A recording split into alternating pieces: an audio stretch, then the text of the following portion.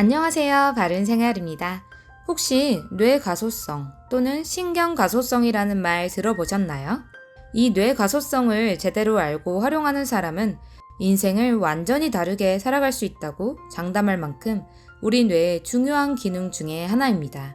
이 중요한 기능을 오늘 알아보겠습니다.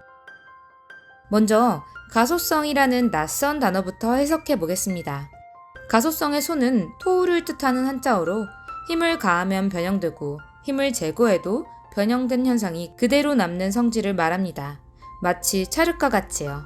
미대 조속과의 소자가 가소성의 소자와 같은 단어입니다. 이 단어를 뇌과학에 적용을 해보면 뇌의 가소성이란 뇌 속 신경회로망 등이 환경이나 경험, 자극에 의해서 생성되고 변형되고 재조직화되는 성질을 말합니다. 즉, 놀랍게도 뇌는 죽을 때까지 자극에 의해 생성되고 변화하고 발달한다는 특성입니다. 저는 예전에 막연하게 뇌의 발달은 성인이 되면 일정 수준에서 멈춘다라고 생각했습니다. 그런데 최근 여러 연구들을 통해서 이러한 인식을 뒤집는 뇌가소성이라는 특성이 밝혀진 것입니다.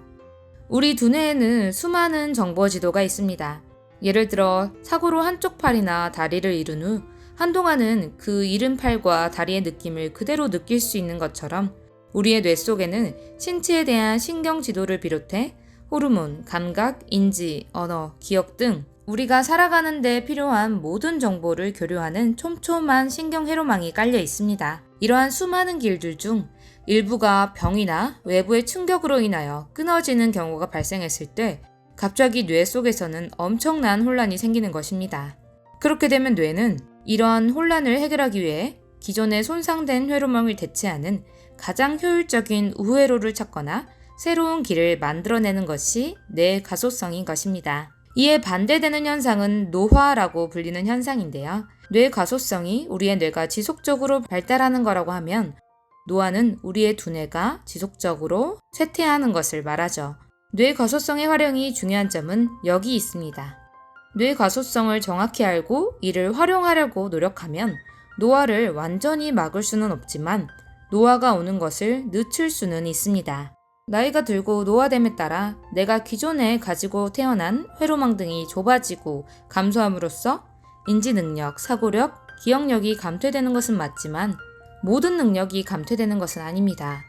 새로운 경험과 학습을 통해 지속적인 두뇌에 자극을 주면 신경회로망이 새롭게 생겨나고 더 촘촘하게 범위를 넓혀가게 됩니다. 이러한 특성을 활용하여 몇 가지 사례들을 좀 더 이해해 보겠습니다. 뇌 손상으로 인한 장애를 뇌가소성을 통해 재활한 경우인데요. 언어 기능을 담당하는 좌뇌의 손상으로 인하여 언어 장애가 발생한 환자가 있습니다. 이 환자에게 기존의 좌뇌의 언어 기능을 대체하기 위하여 재활치료를 진행하면서 동시에 정반대 우뇌의 동일한 곳에 지속적인 자극을 주었습니다. 그랬더니 점차적으로 언어 기능에 관여하지 않았던 우뇌의 해당 영역이 지속적인 재활치료와 자극을 주자 손상된 좌측 뇌의 기능을 대신하여 언어 기능을 수행하면서 활성화되는 것이 관찰된 것입니다. 또 다른 예로서는 쥐의 기억력을 조사하는 실험에서 먹이와 물만 있는 단조로운 환경에서 생활한 쥐와 다양한 놀이 환경을 갖춘 곳에서 생활한 쥐를 비교해 보았습니다. 그 결과 다양한 놀이 환경에 생활한 쥐들의 해마가 좀 더 크게 측정되었고 이후 먹이와 물만 있는 단조로운 환경에 생활한 쥐를 좀 더 자극적인 곳으로 옮겼을 때 며칠 만에 그 쥐의 해마 신경세포가 늘어났다는 연구 결과도 나왔습니다. 즉, 다양한 환경에 노출된 쥐들이 더 큰 신경회로망을 가지게 되고 더 높은 기억력을 가지게 된 것입니다.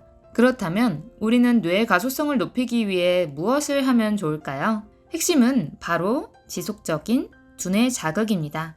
이것을 바탕으로 일상에서 뇌의 가소성을 높일 수 있는 간단한 방법 3가지를 제시해 드릴게요. 첫 번째, 몸을 움직이기. 뇌가 하는 일 중 가장 기본적인 것은 몸에서 느껴지는 감각 정보를 처리하는 일입니다.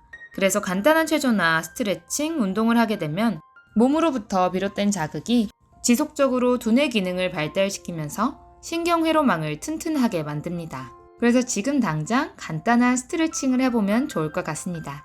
뇌 가소성을 높이는 두 번째 방법은 바로 다르게 하기입니다.